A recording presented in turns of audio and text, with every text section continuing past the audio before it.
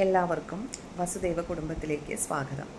ഇന്നലെ നമ്മൾ പറഞ്ഞു നിർത്തിയത് എന്തായിരുന്നു? 18 പടികളുടെ തത്വങ്ങളെക്കുറിച്ചാണ്. അപ്പോൾ ഇതിന് പല വ്യാഖ്യാനങ്ങളും ഉണ്ട് എന്ന് പറയപ്പെടുന്നുണ്ട്. പല വ്യാഖ്യാനങ്ങൾ എന്നാൽ ഓരോ ഭേദങ്ങളാണ്. 18 പടികളുടെ തത്വങ്ങളെ കുറിക്കുന്ന ഓരോരോ ഭേദങ്ങളാണ്. ഇനി നമ്മുടെ ശരീരം അല്ലെങ്കിൽ പ്രകൃതി തത്വങ്ങൾ എന്ന് പറയുന്നത് 5 തരത്തിലാണ് നമ്മളെ ആവരണം ചെയ്തിരിക്കുന്നത്. 5 കോശങ്ങളാലാണ് നമ്മളെ ആവരണം ചെയ്തിരിക്കുന്നത്. ഇത് ഏതൊക്കെയാണെന്ന് നോക്കാം. അന്നമയ കോശം, പ്രാണമയ കോശം, മനോമയ കോശം, വിജ്ഞാനമയ കോശം, ആനന്ദമയ കോശം. ഈ 5 കോശങ്ങളാൽ നമ്മൾ ആവരണം ചെയ്യപ്പെട്ടിരിക്കുകയാണ്. ഇനി ഇതിനെ തന്നെ നമുക്ക് 3 തരത്തിൽ വ്യാഖ്യാനിക്കാം. അതായത് നമ്മുടെ സ്ഥൂല ശരീരം, സൂക്ഷ്മ ശരീരം, കാരണ ശരീരം എന്നിങ്ങനെ മറ്റൊരു തരത്തിൽ വ്യാഖ്യാനിക്കുകയാണെങ്കിൽ 3 ഭേദങ്ങൾ നമുക്ക് കാണാൻ സാധിക്കും. ഇവിടെ അന്നമയ കോശമാണ് നമ്മുടെ സ്ഥൂല ശരീരവുമായിട്ട് ബന്ധപ്പെട്ടിരിക്കുന്നത്. സ്ഥൂല ശരീരം എന്നാൽ നമ്മൾ ഈ കാണുന്ന പുറമേയുള്ള ശരീരത്തെയാണ് സ്ഥൂല ശരീരം എന്ന് പറയുന്നത്. ഇനി അത് അന്നമയ കോശവുമായിട്ട് ബന്ധപ്പെട്ടിരിക്കുന്നു. ഇനി പ്രാണമയ കോശം, മനോമയ കോശം, വിജ്ഞാനമയ കോശം ഇതെല്ലാം നമ്മുടെ സൂക്ഷ്മ ശരീരവുമായിട്ട് ബന്ധപ്പെട്ടിരിക്കുന്നതാണ്. സൂക്ഷ്മ ശരീരം എന്ന് പറഞ്ഞാൽ നമുക്കുള്ളിലൊരു ശരീരമുണ്ട്, നമുക്ക് കാണാൻ സാധിക്കാത്ത ഒരു ശരീരമുണ്ട്, അതിനാണ് സൂക്ഷ്മ ശരീരം എന്ന് പറയുന്നത്. ഇനി അടുത്തതാണ് ആനന്ദമയ കോശം. ഇത് നമ്മുടെ കാരണശരീരവുമായിട്ട് ബന്ധപ്പെട്ടിരിക്കുന്നു. കാരണശരീരം എന്നാൽ നമ്മൾ ഈ ഒരു ശരീരം എടുക്കാനുണ്ടായ കാരണം എന്താണോ അതിനെയാണ് കാരണശരീരം എന്ന് പറയുന്നത്. ഇത് എല്ലായ്പ്പോഴും നമ്മുടെ പൂർവ്വജന്മങ്ങളുമായിട്ട് ബന്ധപ്പെട്ട് കിടക്കുന്നതാണ്. അതായത് നമ്മുടെ ഓരോ പൂർവ്വജന്മങ്ങളിലെയും കർമ്മങ്ങൾക്കനുസരിച്ചിട്ടാണല്ലോ നമുക്ക് ഓരോ ശരീരങ്ങൾ ലഭ്യമാകുന്നത്. അപ്പോൾ നമ്മുടെ പൂർവ്വബന്ധത്തിലെ കർമ്മങ്ങളുമായിട്ട് ബന്ധപ്പെട്ടുള്ളതാണ് കാരണശരീരം. അപ്പോൾ ഇതെല്ലാം 17 തത്വങ്ങളെ അല്ലെങ്കിൽ പ്രതിബന്ധങ്ങളെയാണ് പ്രതിനിധാനം ചെയ്യുന്നത്. അതായത് സൂക്ഷ്മ ശരീരത്തിന് 17 ഘടകങ്ങളുണ്ടെന്നാണ് പറയുന്നത്. ഈ തത്വപ്രതിബന്ധങ്ങളെ, ഈ 17 ഘടകങ്ങളെയും അല്ലെങ്കിൽ ഈ പ്രതിബന്ധങ്ങളെയെല്ലാം മറികടന്നാൽ മാത്രമേ 18ാമത്തെ തത്വത്തിലേക്ക് അല്ലെങ്കിൽ ആ തത്വമസി, അതായത് ജീവാത്മാവിനും പരമാത്മാവിനും ലയിക്കാനായിട്ടുള്ള ആ ഒരു സാഹചര്യത്തിലേക്ക് നമുക്ക് എത്തിച്ചേരാൻ സാധിക്കുള്ളൂ. അപ്പോൾ ഈ 17 പ്രതിബന്ധങ്ങളെയും നമ്മൾ മറികടക്കണം. ഇനി എന്താണ് നമ്മുടെ സൂക്ഷ്മ ശരീരത്തിൻ്റെ 17 പ്രതിബന്ധങ്ങൾ എന്ന് നോക്കാം. അതായത് നമുക്ക് പഞ്ചഭൂതങ്ങൾ 5ആണ്. ഇനി നമുക്ക് 5 കർമ്മേന്ദ്രിയങ്ങളുണ്ട്, 5 ജ്ഞാനേന്ദ്രിയങ്ങളുണ്ട്. പഞ്ചഭൂതങ്ങൾ ഏതൊക്കെയാണെന്ന് നമുക്കറിയാലോ. അതായത് നമ്മുടെ ഭൂമി, വായു, ആകാശം, അഗ്നി, പിന്നെന്താ ജലം. ഈ 5 എണ്ണമാണ് പഞ്ചഭൂതങ്ങൾ എന്നറിയപ്പെടുന്നത്. ഇനി നമ്മുടെ കർമ്മേന്ദ്രിയങ്ങളുണ്ട്. നമുക്ക് 5 കർമ്മേന്ദ്രിയങ്ങളുണ്ട്. വാക്ക്, പാണി, പാദം, വായു, ഉപസ്ഥം ഇങ്ങനെയുള്ള 5 കർമ്മേന്ദ്രിയങ്ങളുണ്ട്. ഇനി 5 ജ്ഞാനേന്ദ്രിയങ്ങളുണ്ട്. അതേതെല്ലാണ്? അതായത് കണ്ണ്, മൂക്ക്, നാക്ക്, ത്വക്ക്, പിന്നെന്താ ചെവി, ഇതെല്ലാമാണ് നമ്മുടെ 5 ജ്ഞാനേന്ദ്രിയങ്ങൾ. അടുത്തത് 16ാമത്തേതും 17ാമത്തേതും മനസ്സും ബുദ്ധിയുമാണ്. അപ്പോൾ ഈ 17 അതായത് ഈ 17 പ്രതിബന്ധങ്ങളും ഈശ്വര ഭജനത്തിന് അല്ലെങ്കിൽ ഈശ്വരനുമായിട്ടുള്ള നമ്മുടെ സാക്ഷാത്കാരം, നമ്മുടെ ജന്മോദ്ദേശം എന്താണ്? അതായത് നമുക്ക് നമ്മുടെ പരമാത്മാവും ജീവാത്മാവും തമ്മിൽ ഒന്നിക്കണം, അല്ലെങ്കിൽ ആ ഒരു ഐക്യം സാധ്യമാവണം. നമ്മൾ ഈ 41 ദിവസത്തെ വ്രതം എടുത്ത് മലയ്ക്ക് പോകുന്നതിൻ്റെയും ലക്ഷ്യം എന്താണ്? ഈ പരമാത്മാവും ജീവാത്മാവും തമ്മിലുള്ള ഒരു ഐക്യത്തെ തന്നെയാണ് അത് സൂചിപ്പിക്കുന്നത്. അപ്പോൾ ഈ 17 പ്രതിബന്ധങ്ങളെയും, ഈശ്വര ഭജനത്തിന് പ്രതിബന്ധമായിട്ട് നിൽക്കുന്ന ഈ 17 തത്വങ്ങളെയും മറികടന്നെങ്കിൽ മാത്രമേ ആ ഒരു തത്വമസി എന്ന ഉപനിഷത്ത് തത്വം സാക്ഷാത്കരിക്കാൻ നമുക്ക് സാധിക്കുന്നുള്ളൂ. ഇവിടെയാണ് ഈ 41 ദിവസത്തെയും കഠിനമായ വ്രതത്തിലൂടെ നമ്മൾ ഈ 17 പ്രതിബന്ധങ്ങളെയും മറികടക്കാനായിട്ടാണ് ശ്രമിക്കേണ്ടത്. ഈ 18 കാര്യങ്ങൾ അല്ലെങ്കിൽ ഈ പ്രതിബന്ധങ്ങളെയെല്ലാം തരണം ചെയ്താൽ അവൻ എന്നെ നിർഗുണ സങ്കല്പത്തിൽ കാണാൻ പ്രാപ്തനാകുന്നു എന്നാണ് അയ്യപ്പ ഗീതയിൽ, അതുപോലെ ഭൂതനാഥ സർവസ്വത്തിലെല്ലാം പറയുന്നുണ്ട്. അതുപോലെ ഇതൊരു ഉദ്ബോധനാണ് ഭക്തന് നൽകുന്നത്.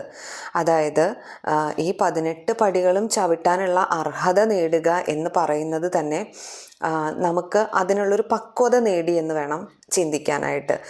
അതായത് മാലയിടുന്നതിന് മുൻപ് വരെയുള്ള ഒരു വ്യക്തിത്വമേ ആവില്ല ഈ മാലയിട്ട് 41 ദിവസത്തെ വ്രതാനുഷ്ഠാനത്തോടെ ജീവിച്ച് ഈ 18 പടികൾ ചവിട്ടി ബ്രഹ്മസാക്ഷാത്കാരത്തിനായിട്ട് വരുന്ന ഒരു സ്വാമി അല്ലെങ്കിൽ ഒരു ഭക്തൻ എന്ന് പറയുന്നത് അവൻ ഒരുപാട് പക്വത നേടിയിട്ടുണ്ടായിരിക്കും. അവൻ്റെ ജീവിതചര്യകളിൽ മാറ്റങ്ങൾ വന്നിട്ടുണ്ടായിരിക്കും, നിഷ്ഠകളിൽ മാറ്റങ്ങൾ വന്നിട്ടുണ്ടായിരിക്കും. ശരണം വിളിച്ച് അവൻ്റെ ശരീരവും മനസ്സും ശുദ്ധമാക്കുന്നുണ്ടായിരിക്കും. അങ്ങനെ ഒരുപാട് മാറ്റങ്ങൾക്ക് വിധേയമായിട്ട് അവന് ഒരുപാട് പക്വത വന്നു ചേർന്നിട്ടുണ്ടായിരിക്കും. അപ്പോൾ അതിന് വേണ്ടിയിട്ടാണ് നമ്മളോട് ഈ 41 ദിവസത്തെ വ്രതം അനുഷ്ഠിച്ച് 18-ാം പടി ചവിട്ടാനുള്ള അർഹത നേടിയെടുക്കണം എന്ന് പറയുന്നത്. ഇനി 18 എന്ന സംഖ്യയ്ക്ക് തന്നെ ഒരുപാട് അർത്ഥതലങ്ങളുണ്ട്. അതായത് നമുക്ക് പറയാം 18 പുരാണങ്ങളുണ്ട്, ഉപപുരാണങ്ങളുണ്ട്. അതുപോലെ ഈ മഹാഭാരത യുദ്ധം നടന്നത് 18 ദിവസമാണ്. അതിൽ 18 അക്ഷൗഹിണി സേനകളുണ്ടായിരുന്നു. പിന്നെ എന്താണ്, 18 മലകൾക്കും നാഥനാണ് ഭഗവാൻ എന്നാണ് പറയുന്നത്. 18 സിദ്ധന്മാരുണ്ട്, പിന്നെ 18 സ്മൃതികളുണ്ട്, 18 ധർമ്മശാസ്ത്ര ഗ്രന്ഥങ്ങളുണ്ട്, 18 വിദ്യകളുണ്ട്, വാദ്യങ്ങളുണ്ട്, 18 അടവുകളുണ്ട്. പിന്നെ രാജകവികൾ 18ആണ്, ദ്വീപുകൾ 18ആണ്, പിന്നെ ഉപചാരങ്ങൾ 18ആണ്, പ്രസിദ്ധമായിരിക്കുന്ന ധാന്യങ്ങൾ 18. അങ്ങനെ അനവധി വ്യാഖ്യാനങ്ങൾ നമുക്ക് 18 എന്ന സംഖ്യയ്ക്ക് കൊടുക്കാൻ സാധിക്കും. ഈ 18 മലകളുടെ അതിദേവതമാരുണ്ട്. ഇവരെയാണ് പടിപൂജ സമയത്ത് തന്ത്രി ധ്യാന സങ്കല്പത്തിലൂടെ രഹസ്യമായിട്ട് പൂജ ചെയ്യുന്നത്. രഹസ്യമായിട്ടുള്ളൊരു ധ്യാന സങ്കല്പം ഉണ്ടായിരിക്കും അവിടെ. അങ്ങനെയാണ് അവിടെ പൂജ നടക്കുന്നത്. ഇനി ഈ 18 പ്രതിബന്ധങ്ങളെയും മറികടന്ന് അവിടെ എത്തുമ്പോൾ ഒരു ഭക്തൻ ഏറ്റവും ഉയർന്ന തലത്തിലേക്ക് വരികയാണ്. അപ്പോൾ അവൻ തിരിച്ചറിയാണ് ഞാനും ഭഗവാനും, ആ ഒരു വിഗ്രഹം കാണുമ്പോൾ ഞാനും ഭഗവാനും ഒന്നാണ് എന്നവൻ തിരിച്ചറിയാണ്. ഇനി എല്ലാ ക്ഷേത്രങ്ങളിലെയും വിഗ്രഹങ്ങൾ മൗനമായിട്ട് നമ്മളോട് പറയുന്നുണ്ട്, നീ തിരിച്ചറിയൂ നിൻ്റെ ഉള്ളിലുള്ള ആ ഒരു അംശം, അത് നീ തിരിച്ചറിയൂ എന്ന് ഓരോ വിഗ്രഹവും നമ്മളോട് പറയുന്നുണ്ട് രഹസ്യമായിട്ട്, അല്ലെങ്കിൽ വളരെ സ്വകാര്യമായിട്ട് നമ്മൾ പറയുന്നുണ്ട്. അതായത് നമ്മുടെ ഉള്ളിലും ഈശ്വരാംശം ഉണ്ടല്ലോ. അപ്പോൾ നമ്മൾ നമ്മുടെ ഉള്ളിലുള്ള ആ ഈശ്വരൻ്റെ വാക്കുകളെ കേൾക്കാൻ അതിനുള്ള ആ ഒരു അർഹത നമ്മൾ നേടിയെടുക്കണം, വേണ്ടേ? ഇവിടെയെല്ലാം നമുക്ക് മനസ്സിലാക്കാൻ സാധിക്കും, ഈ ഒരു ബ്രഹ്മസാക്ഷാത്കാരം എന്ന് പറയുന്നത്, പുരുഷാർത്ഥങ്ങളെ നേടുക എന്ന് പറയുന്നത് അത്ര ഈസി അല്ല. അപ്പോൾ ആ ഒരു സാക്ഷാത്കാരത്തിലേക്ക് എത്തണമെങ്കിൽ, ഈ ഒരു തത്വബോധത്തിലേക്ക് നാം ഉണരണമെങ്കിൽ അതിനാണ് നിർബന്ധമായിട്ടും ഓരോ തവണയും എടുത്തെടുത്ത് പറയുന്നത്. അതുകൊണ്ടാണ് 41 ദിവസത്തെ വ്രതം അനിവാര്യമാണ്. വെറുതെ പോയിട്ട് ദർശനം നടത്തി തിരിച്ചു വരേണ്ട ഒരു സ്ഥലമാണോ ശബരിമല? എത്രമാത്രം ബുദ്ധിമുട്ടിയിട്ടായിരിക്കും ഓരോ ഭക്തനും ആ ഒരു പ്രതിബന്ധങ്ങളെയെല്ലാം മറികടന്ന് നമ്മൾ അവിടെ എത്തിച്ചേരുന്നത്. ഈ മല കയറുക, നീലിമല, കരിമല, ഇതൊക്കെ കയറുക എന്ന് പറയുന്നത് തന്നെ വലിയൊരു ടാസ്ക്കാണ് അല്ലേ? അപ്പോൾ അതുപോലെ ഞാൻ പറഞ്ഞല്ലോ, ഇന്നത്തെ ഒരു സാഹചര്യമൊന്നും അല്ലല്ലോ പണ്ട് കാലങ്ങളിൽ ഉണ്ടായിരുന്നത്. വന്യമൃഗങ്ങളുടെ ശല്യം ഉണ്ടായിരുന്നു. അനവധി ബുദ്ധിമുട്ടുകളെ തരണം ചെയ്തിട്ട് തന്നെയാണ് ഭക്തൻ അവിടെ എത്തിച്ചേരുന്നത്. അപ്പോൾ ഇത്രയും ബുദ്ധിമുട്ടി എത്തിച്ചേരുമ്പോൾ നമുക്ക് എന്ത് നൽകണം എന്നാണ് ഭഗവാൻ അവിടെ ഇരുന്ന് ആഗ്രഹിക്കുന്നുണ്ടായിരിക്കുക. നീ ഇത്ര ബുദ്ധിമുട്ടി എന്നെ കാണാൻ വരുന്നതല്ലേ, നിനക്ക് ഞാൻ ഏറ്റവും പരമമായിട്ടുള്ള ആ മോക്ഷത്തെ പ്രദാനം ചെയ്യാനായിട്ട് ഭഗവാൻ അവിടെ ഇരിക്കുകയാണ്. പക്ഷെ നമ്മളതിനുള്ള അർഹത നേടണ്ടേ? ആ അർഹതയ്ക്കാണ് 41 ദിവസത്തെ വ്രതം അനിവാര്യമാണ് എന്ന് പറയുന്നത്. വീണ്ടും വീണ്ടും എടുത്ത് പറയുമ്പോൾ പലർക്കും ഒരു ആവർത്തന വിരസത തോന്നിയേക്കാം. പക്ഷേ ആ 41 ദിവസത്തെ വ്രതാനുഷ്ഠാനം എത്രമാത്രം പ്രാധാന്യമുള്ളതാണെന്ന് ഇനി വരുന്ന ഭാഗങ്ങളിലൂടെ നമുക്ക് മനസ്സിലാക്കാനായിട്ട് സാധിക്കും. നിങ്ങൾ കാത്തിരിക്കൂ കേട്ടോ. ഇനി അതുപോലെ തന്നെ നമ്മുടെ ഓരോരുത്തരുടെയും ലക്ഷ്യമെന്ന് പറയുന്നത് മോക്ഷമാണല്ലോ. അപ്പോൾ നമ്മുടെ അയ്യപ്പസ്വാമി തന്നെ അദ്ദേഹത്തിൻ്റെ പിതാവിൻ്റെ അടുത്ത് പറയുന്നുണ്ട്. അതായത് അദ്ദേഹം ഈ ഒരു സന്യാസത്തിലേക്ക് പോകാനായിട്ട് കൊട്ടാരത്തിൽ നിന്ന് ഇറങ്ങുന്നുണ്ടല്ലോ. അപ്പോൾ പന്തളം രാജാവിനോട് പറയുന്നുണ്ട്, ഞാൻ ഇവിടെ നിന്നൊരു ശരം അയക്കും. ആ ശരം പതിക്കുന്നത് എവിടെയാണോ അവിടെ എനിക്കൊരു ക്ഷേത്രം പണിയുക. അവിടെ, അതായത് ശബരിമലയിൽ എൻ്റെ സാന്നിധ്യം, എൻ്റെ പരിപൂർണമായിട്ടുള്ള ചൈതന്യം ഉണ്ടായിരിക്കുമെന്ന് അയ്യപ്പസ്വാമി പറയുന്നുണ്ട് അത്രേ പന്തളം രാജാവിനോട്. ഇനി ഈ ശരം അയച്ച് അത് അവിടെ വീഴുമ്പോൾ അത് കാണാൻ പന്തളം രാജാവിന് സാധിക്കുമോ? അതിനായിട്ട് അദ്ദേഹം പന്തളം രാജാവിന് ദിവ്യചക്ഷു പ്രദാനം ചെയ്യുന്നുണ്ടെന്നാണ് പറയുന്നത്. അതായത് ഭഗവത്ഗീതയുടെ ആ വ്യാഖ്യാന സമയത്ത്, അതായത് മഹാഭാരത യുദ്ധത്തിൽ അർജുനന് ഇവർക്കെതിരായിട്ട്, അതായത് കൗരവർക്കെതിരായിട്ട് യുദ്ധം ചെയ്യാൻ സാധ്യമല്ല എന്ന് പറഞ്ഞ് തളർന്ന് രഥത്തിലിരിക്കുന്നുണ്ട്. ഈ സമയത്താണ് ഭഗവാൻ ഗീത ഉപദേശിക്കുന്നത്. അപ്പോൾ അദ്ദേഹം വിരാട് രൂപത്തെ കാണിക്കുന്നുണ്ട്. ഈ വിരാട് രൂപത്തെ കാണാനായിട്ട് നമ്മുടെ സാധാരണ മനുഷ്യൻ്റെ കണ്ണുകൾക്ക് സാധ്യമല്ല. അതുകൊണ്ട് അവിടെ ഭഗവാൻ അർജുനന് ദിവ്യചക്ഷു പ്രദാനം ചെയ്യുന്നു എന്ന് പറയുന്നുണ്ട്. അതുപോലെ ഇവിടെ അയ്യപ്പസ്വാമി അദ്ദേഹത്തിൻ്റെ പിതാവായ പന്തളം രാജാവിനും ദിവ്യചക്ഷു പ്രദാനം ചെയ്യുകയാണ്. എവിടെയാണ് ആ ശരം വന്ന് വീണത് എന്നറിയാനായിട്ട്. അങ്ങനെയാണ് അവിടെ ശബരിമല ക്ഷേത്രം വന്നത് എന്നൊക്കെയാണല്ലോ. അതൊക്കെ നമുക്ക് അറിയാവുന്ന കഥകളാണല്ലോ. ഇനി ഭഗവാൻ പറയുന്നുണ്ട്, അതായത് മഹാശാസ്തു പൂജാകൽപ്പം എന്ന് പറയുന്ന ഒരു ഗ്രന്ഥത്തിൽ അവിടെ പറയുന്നുണ്ട് 9 തരത്തിലുള്ള ആളുകൾ എന്നെ കാണാൻ വരണ്ട എന്ന് ഭഗവാൻ എടുത്ത് പറയുന്നുണ്ട്. ആരൊക്കെയാണ് ആ 9 പേരെന്ന് നമുക്ക് നോക്കാം. അതായത് അംഗഹീനർ, മദ്യപാനികൾ, ബന്ധനസ്ഥർ, മഹാരോഗികൾ. ബന്ധനസ്ഥർ എന്നാൽ കാരാഗൃഹത്തിലൊക്കെ അടയ്ക്കപ്പെട്ടിട്ടുള്ള ജയിൽ പുള്ളികളൊക്കെയാണ് ഉദ്ദേശിക്കുന്നത്.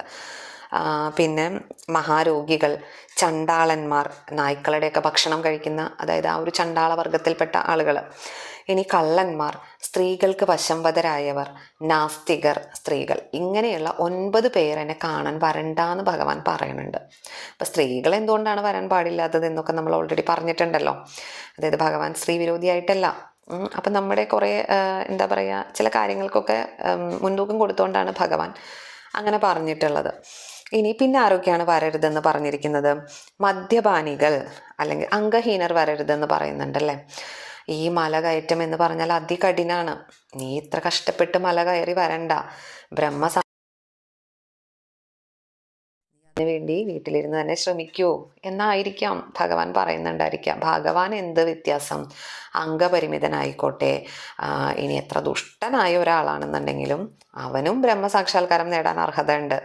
അപ്പോൾ ഓരോരോ ഘട്ടങ്ങളിലൂടെ നമ്മൾ കടന്നു പോയിട്ടാണല്ലോ ആ ഒരു വൃദ്ധാത്മാവ് എന്ന ഘട്ടത്തിലേക്ക് നമ്മൾ എത്തുന്നത്. നമ്മൾ ആദ്യം ശൈശവാത്മാവ് അല്ലെങ്കിൽ ബാലാത്മാവ്, യൗവനാത്മാവ്, അങ്ങനെ പല പല ഘട്ടങ്ങൾ കടന്നിട്ടാണ് ഒരു ആത്മാവ് വൃദ്ധാത്മാവായിട്ട് പരിണമിക്കുന്നത്. അവിടെയാണ് അവന് ബ്രഹ്മസാക്ഷാത്കാരം നേടാനായിട്ടുള്ള സാധ്യത കൂടുതൽ. അപ്പോൾ അതുകൊണ്ടൊക്കെ ആയിരിക്കാം നീ ഇത്ര ബുദ്ധിമുട്ടി വരണ്ട എന്ന് ഭഗവാൻ പറഞ്ഞിട്ടുണ്ടായിരിക്കാം. അതുപോലെ മദ്യപാനികളായിട്ടുള്ള ആളുകൾ, അതുപോലെ ജയിലിൽ കഴിയുന്ന ബന്ധനസ്ഥരായിട്ടുള്ള ആളുകൾ, അവരുടെ എല്ലാം മനസ്സ് മലിനമായതുകൊണ്ടായിരിക്കാം അവർക്ക് ഈ നിഷ്ഠകളൊന്നും സാധ്യമല്ലാതെ വരും. അല്ലെങ്കിൽ നിന്റെ മനസ്സിനെ ശുദ്ധി വരുത്തൂ, അതിനുശേഷം നീ വരൂ. ഈ കള്ളന്മാരോടൊന്നും വരണ്ടെന്ന് പറയുന്നത് എന്തുകൊണ്ടായിരിക്കും? അന്യൻ്റെ മുതൽ ആഗ്രഹിക്കുന്നവനാണവർ. അവർക്ക് ഈ 41 ദിവസത്തെ വ്രതാനുഷ്ഠാനങ്ങളൊന്നും സത്യസന്ധമായിട്ട് നടത്താൻ സാധിക്കില്ല. അതുകൊണ്ട് ബ്രഹ്മസാക്ഷാത്കാരം നേടാനായിട്ടുള്ള അർഹത നീ നേടിയിട്ടില്ല എന്നൊക്കെയാണ് പറയുന്നത്. ഇനി അതുപോലെ ചണ്ടാളന്മാർ, ഈ ചണ്ടാളൻ എന്ന് പറയുന്നത് കുലത്തെ ആയിരിക്കില്ല കേട്ടോ പറയുന്നുണ്ടായിരിക്കാം. ചണ്ടാളന്മാരുടെ, അതായത് ആ ഒരു മനോവിചാരങ്ങളെ ആയിരിക്കാം, മോശമായിട്ടുള്ള മനോവിചാരങ്ങൾ, അതായിരിക്കാം, ഈ ഒരു സംസ്കാരത്തെ ആയിരിക്കും അദ്ദേഹം. അങ്ങനെയുള്ളവരും എന്നെ കാണാൻ വരണ്ട. ഇനി സ്ത്രീകൾക്ക് വശംവദരായിട്ടുള്ളവർ, അതായത് സ്ത്രീകളുടെ ആ ഒരു മായാവലയത്തിൽ ഉൾപ്പെട്ടുകൊണ്ട് അവർ പറയുന്നത് മാത്രം അംഗീകരിച്ച് അവർക്ക് അടിമകളായിട്ട് ജീവിക്കുന്ന ഒരുപാട് പേരുണ്ട്. അപ്പോൾ അങ്ങനെയുള്ള ആളുകളൊന്നും എന്നെ കാണാൻ വരണ്ട. അവനൊന്നും ബ്രഹ്മസാക്ഷാത്കാരം നേടാനായിട്ടുള്ള അർഹതയില്ല. അതുകൊണ്ടാണ് വരണ്ട എന്ന് പറയണത്. ഇനി നാസ്തികന്മാരായിട്ടുള്ള ആളുകൾ, അതുപോലെ സ്ത്രീകൾ, ഈ 9 തരത്തിൽപ്പെട്ട ആളുകൾ എന്നെ കാണാൻ വരരുത് എന്ന് ഭഗവാൻ എടുത്ത് പറയുന്നുണ്ട്. അപ്പോൾ ഇതിൻ്റെ പിന്നിലുള്ള തത്വത്തെയാണ് നമ്മൾ കാണേണ്ടത്. അല്ലാണ്ട് ചണ്ടാളനായിട്ടുള്ള എനിക്ക് എന്താ ഭഗവാനെ കാണാനുള്ള അർഹതയില്ലേ, അങ്ങനെ കാണരുത്. നമ്മൾ ആ ഒരു സംസ്കാരത്തിലേക്ക് ഉയരാനാണ് ഭഗവാൻ ആഗ്രഹിക്കുന്നത്. അപ്പം നമ്മൾ അവിടേക്ക് ഉയർന്നു കഴിഞ്ഞാൽ തീർച്ചയായിട്ടും നമുക്ക് ഇവിടെ സാക്ഷാത്കാരം. 10 വയസ്സിന് താഴെയുള്ള പെൺകുട്ടികളായാലും വൃദ്ധരായിട്ടുള്ള സ്ത്രീക ജനങ്ങളാണെങ്കിലും അവർക്കും അതിനുള്ള അർഹതയുണ്ട്. ഇനി ഭഗവാൻ പറയുന്നത്, അതായത് ഈ ഒരു ഗ്രന്ഥത്തിൽ പറയുന്നതാണ് കേട്ടോ, നിങ്ങൾ 41 ദിവസത്തെ വ്രതമെടുത്ത് വൃശ്ചികം 1 മുതൽ എന്നെ കാണാനായിട്ട് വരേണ്ട കാര്യമില്ല. മകരസംക്രാന്തിയിൽ എന്നെ കാണാൻ വരൂ എന്ന് ഭഗവാൻ എടുത്ത് പറയുന്നുണ്ട്, ഈ പൂജാകൽപ്പത്തിൽ എടുത്ത് പറയുന്നുണ്ട്. അതായത് പണ്ട് കാലത്തൊന്നും ഈ വൃശ്ചികം 1 മുതലേ നട തുറക്കുന്ന ആ ഒരു സിസ്റ്റം ഉണ്ടായിരുന്നില്ലെന്നാണ് പറയപ്പെടുന്നത്. അതൊക്കെ കുറച്ച് കാലങ്ങളായിട്ടേ ഉള്ളൂ വന്നിട്ട്. ആളുകൾക്ക് അതിനുള്ളൊരു സൗകര്യം ഒരുക്കി കൊടുക്കുന്നത് അതൊക്കെ ഇപ്പോൾ വന്നിട്ടുള്ള ഒരു മാറ്റങ്ങളാണ്.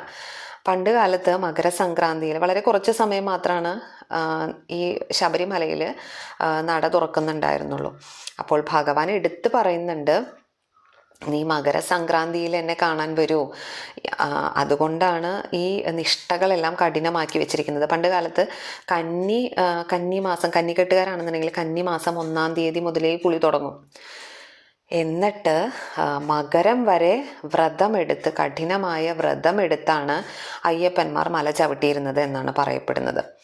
ഇപ്പോഴാണ് ഒരാഴ്ചത്തെ വ്രതമെടുക്കുക, പോകുന്ന അന്ന് മാലയിടുക, പോവുക എന്നുള്ളൊരു സിസ്റ്റമൊക്കെ വന്നിട്ടുള്ളത്.